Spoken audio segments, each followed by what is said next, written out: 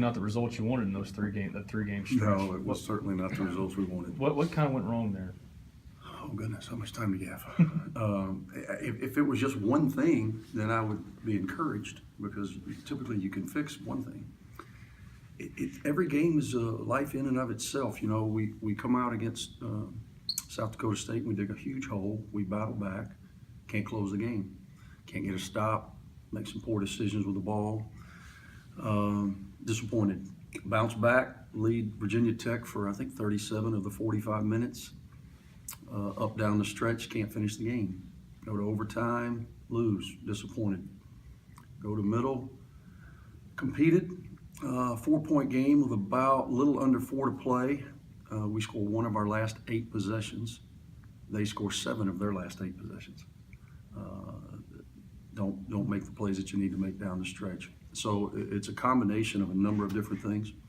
And when you're playing quality competition, those things bite you, and that's what's happened to us. Andy, you said it's a bunch of different things that's going on. What's your biggest concern? Well, defensively, our inability to keep people in front of us, which lead to unnecessary rotations, which lead to inevitably open shots, and the other team is making them. Offensively, it's decision making. You know, basketball, unlike football, you can't script every play. Even though you can call things, there is a flow to the game and some of our decision making. And if you would have told me that would be one of our biggest issues through 8 games with the guards that we have and the experience that we have in the backcourt, I would have said, no, that's not going to be our issue. Our issue may be something else. I knew we may have an issue rebounding the ball, which has been a problem. But I never thought decision making would be a problem, and it has been to this point. Why do you think, Andy, you guys have seemed to lapse at times, not been able to play a whole half at a high level of efficiency? I don't know that. You know, I think that in-game adversity seems to bother us. You know, again, when you lose 2 heartbreakers at home, I've been doing this for a while, and I've never been a part of back-to-back home losses in overtime. And then you go into a hostile environment, first road game of the season at middle against a quality team, and you hit a little bit of adversity. We just seem to not be able to have the fortitude to fight through it, and hopefully that'll change quickly. That being said, is there anything you want to learn about these guys in the next 4 games? Kind of before I've learned a lot. I think we know a lot about ourselves. We see some things that we like. We see some things that we've got to get better at, and we've addressed those things. You know, now that we're out of school, this is all basketball, and you know, we've got 4 home games before the Christmas break, and that's kind of a mini season. That's how I'm viewing it in my mind. It's kind of a mini season that we've got to correct some things.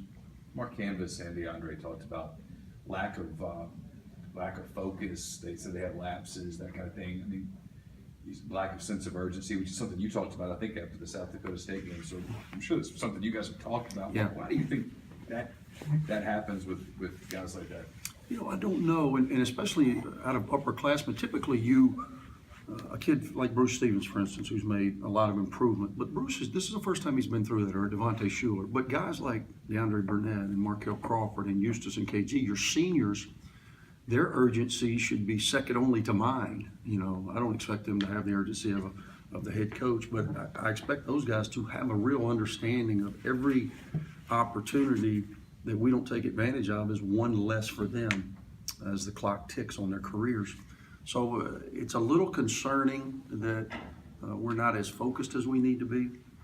We've tried to adjust some things as it relates to our preparation, and hopefully we can remedy this. With Dom, it's still, he just hasn't gotten close to what you expected from him. I mean, what have you been trying to tell him? What have you kind of coached him on? I mean, what does he need to do to kind of just start? Well, he's got to produce.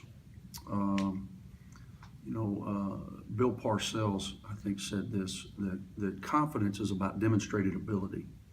It's not a wish. It's not something you can give someone. It's not a dream. It's one thing. It's demonstrated ability.